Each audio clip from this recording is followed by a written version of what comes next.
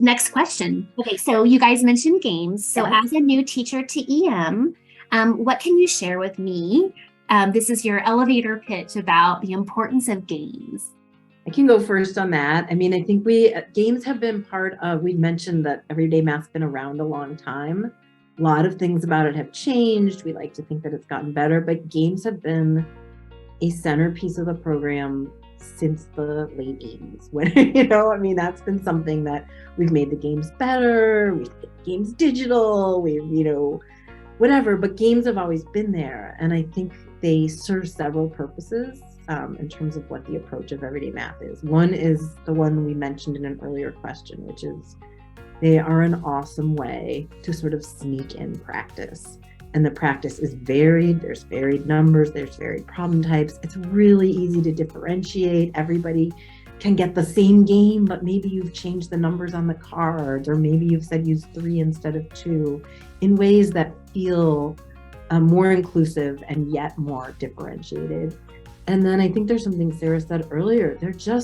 We want kids to feel like math is playful, it's fun, it's social, it's collaborative, and games are a way to associate those good feelings with math. And so that's really intentional. It's also because kids enter games with a more sort of, they're less fearful about making mistakes. They're more sort of open-minded. They let us explore new concepts sometimes through a game in ways that might be, kids might enter that with more of an open mind, more of a sort of an exploratory stance than maybe a different approach. So they serve a lot of purposes for us. Not every game serves the same purpose, but it's good for teachers to think about, like, what is this game? Why is it here? And then how can I decide to use it?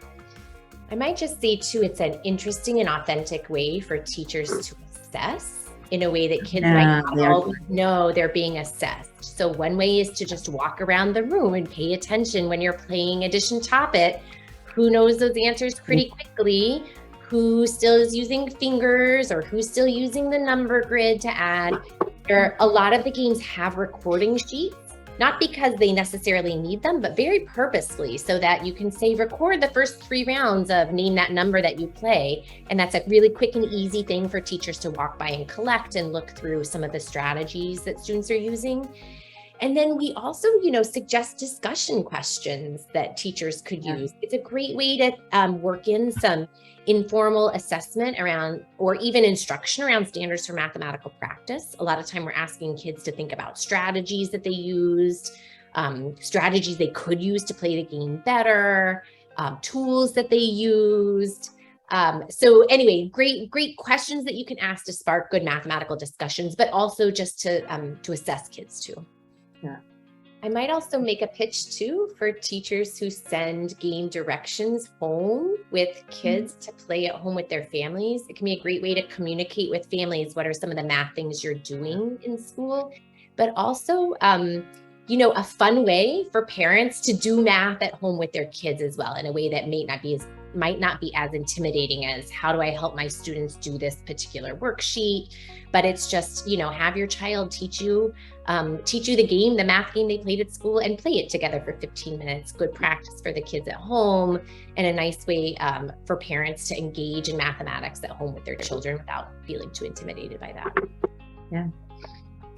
So when I think about all the things you said, I think games in the middle, like a web. So around the web, I heard that it's engaging, that it is fun, that it is formative for the teacher, that kids are having rich discourse, that it's lots of practice with low anxiety, high engagement. What else?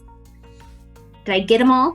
I think you pretty much did get them all. I think the other thing is that it's low risk, and so it sometimes allows for more exploration of concepts in some deeper ways. And so when we think about the day in the life of a teacher, some of the games do require a little prep. But what I'm hearing you say is that first year, once I do that, I'm probably good to go, and it's worth it in yielding of learning for that student over time, right? Yeah, and I think even once you've prepared the game in September or October for that game, if you get a system that you like, you might find that that game is useful to you, not just next September and October, but in December when you get a new kid, or in January when you find out that this kid is still struggling a little bit with whatever. That prep is, now you can use that game whenever, as long as you've got yourself a system. And that system need not be fancier than Ziploc bags. Ziploc bags and Sharpies are a great game system. So do you guys also feel too that if the games were skipped, you know, in that first year, we only played like a few of them, what might that do to the results for fact fluency for students like over time?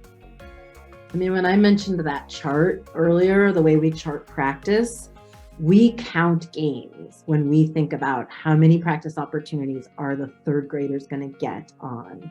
We include journal problems, we include games, so you'll definitely be missing a lot of the opportunities that we built in that we believe are sufficient.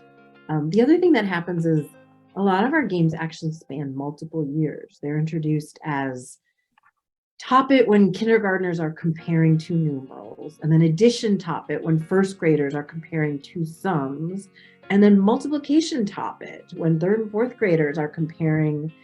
And so I think in terms of helping kids have this cohesive thing and helping the teachers that come after you, those games are an important part of the experience that kids that often stretch not just over your grade, but over multiple grades. Do you have any tips for teachers using the games in intervention or for support staff?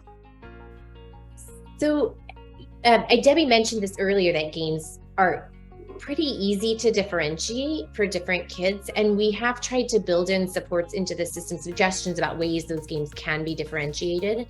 So a super easy example using addition top it is if I have kids who aren't quite ready yet for a sum of 0 to 9, but they maybe are ready for sums of 0 to 4, then I can just pull out those cards 0 to 4, and then kids are practicing with numbers that aren't frustrating to them, that are still pushing them, still giving them the practice that they need in order to then take that next step. So what I would say is that they're a great source to be able to differentiate, and it also carries over some of the classroom routines, right? If you've learned the game in the class, you've played the game with your classmates, and you're getting pulled by a specialist or a support staff to do more work, you're already familiar with that game. You're not having to learn a new thing. It's just, you can kind of walk right in, you know the rules of the game, you can get started, and it can be differentiated to meet sort of the needs that you have or that your students have in that time. And so much easier prep getting out the cards, right? Because you already made those Ziploc bags and Sharpies. You just send them out with the, what I have found is that a lot of the interventionist teachers start by borrowing the classroom teachers' games, and then they are like, oh no, I want my own set of these games. And they borrow the Math Masters, and because they may draw games much more across grade levels to make sure that they get the level just right for the kid, and they can talk about like the strategy in a very natural, non-threatening way for kids to do that during the games. So so I often see they first start the classroom games, and then they're like, let me get my game set up. Absolutely. And in this pilot we were kind of talking about earlier, like I thought it was really awesome how they were using some of the digital games that are ready to go to kind of learn the game alongside their students, so they kind of played teacher against class, and then they both were learning at the same time, Yep. all these new things. So, okay. Anything else you guys want to say about games? We may come back to this topic, but. Well, Toni, I think you just made a good point yourself, which is games are kind of an equalizer. Like you can win top it, even if you're not the fastest at math, or you don't think of yourself as good at math. And so it's another way that games are sort of lower stakes, take some of the edge off, help kids who might feel anxious feel less so, and have a different kind of success.